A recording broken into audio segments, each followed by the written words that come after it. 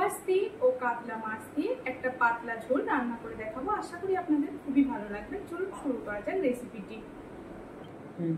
এই জন্য দেখুন আমরা একটা মাঝারি সাইজের কোয়াশ নিয়েছি, একটা ছোট সাইজের আলু নিয়েছি, তার সাথে নিয়েছি টমেটো, আদা, কাঁচা লঙ্কা ও পেঁয়াজ। আর তার সাথে আমরা কাতলা মাছ থেকে নুন হলুদ মাখিয়ে 30 মিনিট আগে রেখে দিয়েছি।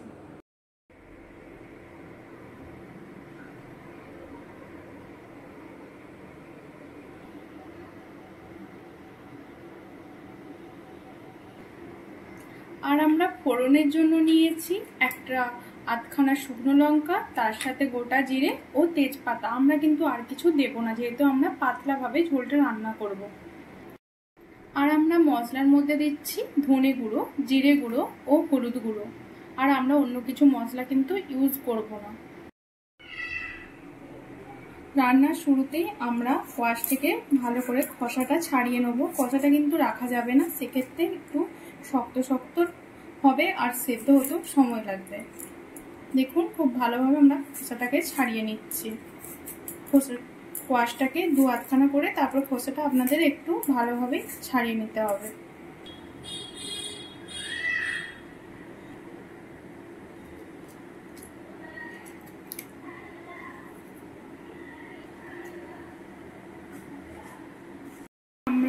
মাছের ঝোলের জন্য কোয়াশটাকে এভাবে লম্বা লম্বা করে কেটে নিয়েছি।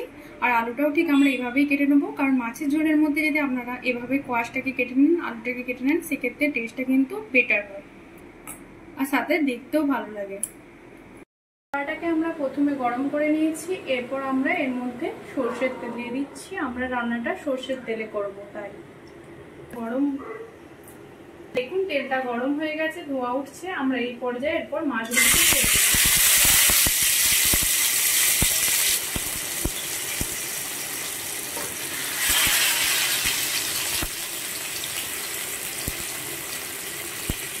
দেখুন মাছটিকে আমরা লাল লাল করে ভেজে নিয়েছি, এরপর আমরা মাছটিকে তুলে নিচ্ছি।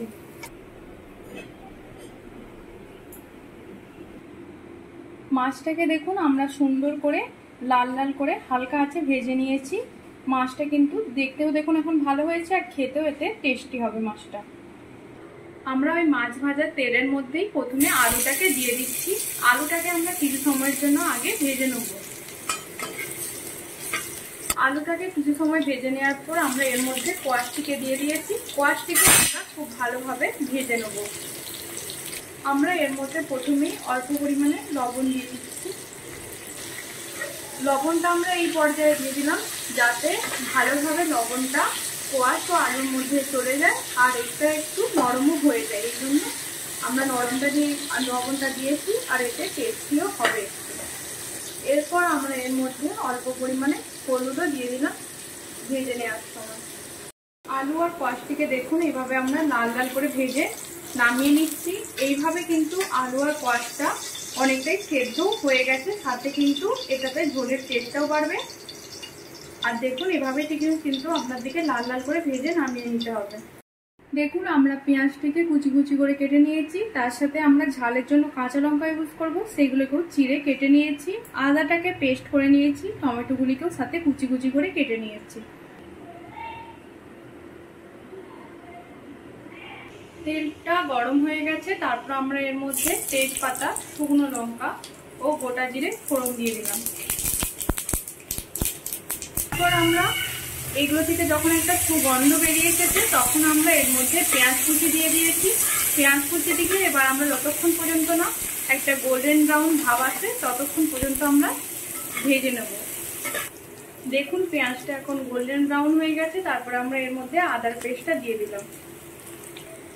আদাটাকে আমরা অল্প সময়ের জন্য ভেজে নিয়েছি, ততক্ষণ পর্যন্ত না কাঁচা গন্ধটা চলে যায়। এরপর আমরা এর মধ্যে টমেটো কুচিগুলিকে যোগ করে দিলাম। তারপর আমরা এখানে ঝালের জন্য কাঁচা লঙ্কাগুলি ইউজ করে দিই। তারপর আমরা এর মধ্যে যে শুকনো মশলাগুলি রেখেছিলাম, জিরে গুঁড়ো, ধনে গুঁড়ো ও হলুদ গুঁড়ো, সেগুলোকে যোগ করে দিলাম। এরপর আমরা এগুলিকে অল্প সময়ের জন্য কষিয়ে নেব মশলাগুলি দিয়ে। এরপর আমরা এর মধ্যে স্বাদ মতো লবণ যোগ করে দিচ্ছি। এরপর এইটিকে আমরা অল্প সময়ের জন্য এই মশলার সাথে মিশিয়ে নেব। মশলা থেকে তেল বেরিয়ে গেছে, তারপর আমরা এর মধ্যে অল্প পরিমাণে জল যোগ করছি। আমরা অল্প পরিমাণে জল যোগ করেছিলাম যাতে মশলাটি ভালোভাবে কষানো হয়ে যায়। দেখুন কষানো হয়ে গেছে। এরপর আমরা এর মধ্যে কোয়াশ ও আলুটিকে যোগ করে দিচ্ছি। এরপর আমরা এর মধ্যে পরিমাণ মতো জল যোগ করে দিচ্ছি যাতে কোয়াশ ও আলুটি ঠিকঠাকভাবে সিদ্ধ হয়ে যায়। দেখুন কোয়াশ ও আলুটি একদম ঠিকঠাকভাবে এখন সেদ্ধ হয়ে গেছে। এরপর আমরা এর মধ্যে মাছের পিসগুলিকে যোগ করে দেবো। মাছটাকে দিয়ে আমরা 2-3 মিনিট মাছটাকে ফুটিয়ে নেওয়ার পর ঝোলের মধ্যে আমরা ওর মধ্যে ধনেপাতা কুচি ছড়িয়ে দিয়েছি। ধনেপাতা কুচি ছড়িয়ে দিয়েই আমরা গ্যাসের ফ্লেমটা এরপর বন্ধ করে দেবো। তাহলে রেডি আমাদের একদম কোয়াশ আলু দিয়ে ও কাতলা মাছ দিয়ে পাতলা ঝোল। দেখুন খেতেও কিন্তু এটা খুবই টেস্টি হবে। এভাবে আপনারা একবার হলেও বানাবেন, আশা করি আপনাদের ভালো লাগবে। ভালো লাগলে লাইক, শেয়ার, কমেন্ট, সাবস্ক্রাইব করে স্নেহা রেসিলো জীবন কথা চ্যানেলের পাশে থাকবেন। পরবর্তীতে নতুন রেসিপি নিয়ে আবার ফিরে আসবো।